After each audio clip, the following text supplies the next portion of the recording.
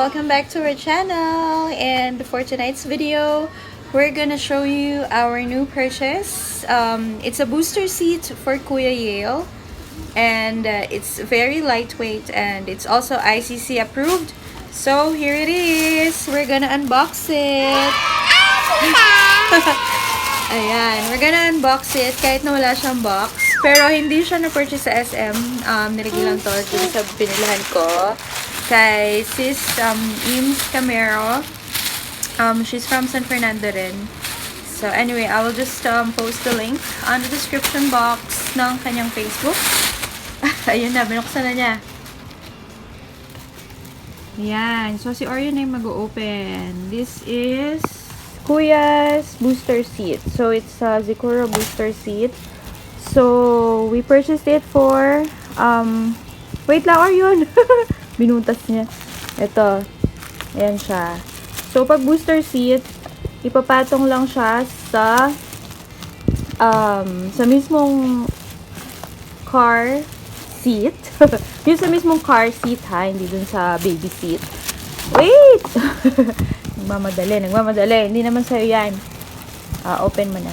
So, ipapatong lang siya kasi nga booster seat lang siya. And si Kuya kasi, he's 8 years old. Pero we decided pa rin to get a booster seat for him kasi hindi pa, yung height niya is not yet, hindi pa na-meet yung minimum height requirement para sa mga kids na pwede nang, yung mga pwedeng hindi na sila mag-car seat.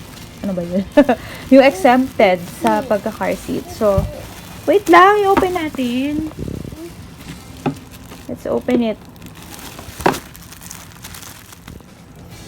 Yan. So, meron siyang manual, pero hindi siya English eh. Ayan. Wait lang. So, ayan siya. It's very lightweight. Ayan o. Super gaan. Orion, carry mo nga. Carry mo, dali. Magaan? Oh. Ayan. Siya na yung umupo. Wait lang, anak. Wait lang. Where is it? Ayun. Tapos, meron siyang clip. Ayan. Para sa seat belt. So, yung kanina kong pinakita. Ayun. Ayun siya. Wait lang. Ayun. Ganun siya. Itong clip na to, ilalagay mo siya doon sa mismong seatbelt. Let's say, yung seatbelt ay tumatama pa doon sa neck ng bata. Wait lang! Wait lang, anak. Dito tayo, dito. Ang buhat niya, patunay na super gaan lang nung car seat. Kaya-kaya niyang buhatin. Dito tayo. O, saan ka? O, sige, upo ka dito. O, yan. Upo. Dito! Binaba na niya. Oh. Ayan. So, super gaan lang nung car seat na. Ayan. Pero hindi sa'yo yan.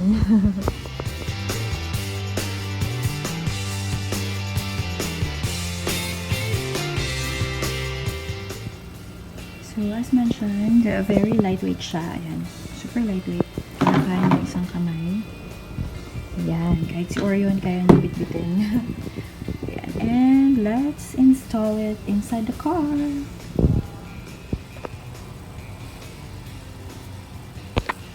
Ayan. Let's install it na inside the car. Anyway, ayun yung kay Orion.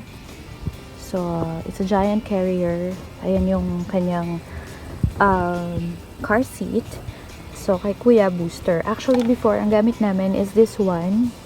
It's a folding lang. So, booster seat for him. Kaya lang, since maliit siya, so, si Kuya kasi, even if 8 years old siya, kailangan niya pa rin ng booster seat. Medyo, yung seatbelt kasi ng car is, dumadaan pa sa kanyang neck.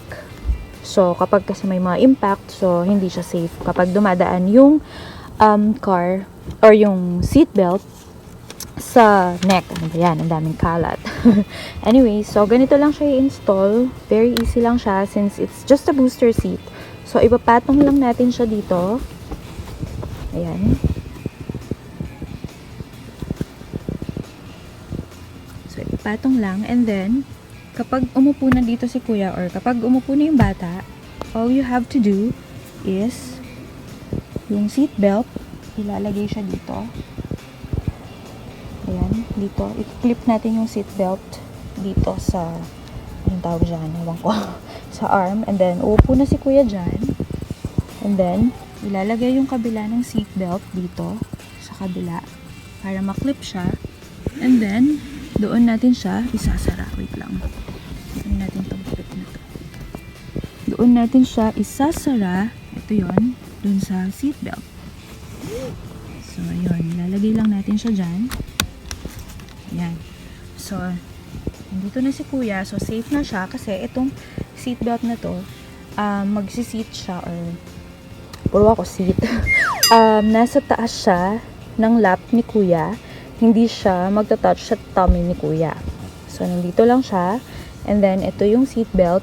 If in case, since tumaas na siya, it might be, hindi natin sure kasi nga wala siya dito, nasa school siya. So, since tumaas na siya, yung seatbelt, pwedeng hindi na nagta-touch sa neck niya. Or in case na magta-touch sa neck niya yung seatbelt, meron tayong clip. Ayan. Itong clip na to, ilalagay lang natin siya dito. Kapag nakaupo na siya, okay? Pag nakaupo na siya, ilalagay lang natin siya dito sa mismong seatbelt para mag-clip siya. Tapos, itong pinaka-clip na to, or itong pinaka-belt, nakapatong siya sa shoulder ng bata. Para hindi siya para magiging ganyan siya, hindi siya magta-touch sa mismong neck ng bata. So, I will show you later kapag nandito na si kuya. So, very easy lang siya to install. Hindi na kailangan pang i-attach. Unlike this type of, sorry sa kalat, like this type of car seat for Orion, kailangan naka-attach yung seatbelt niya, which I will review. I will show you or i-demo ko siya on another video. So, ayan.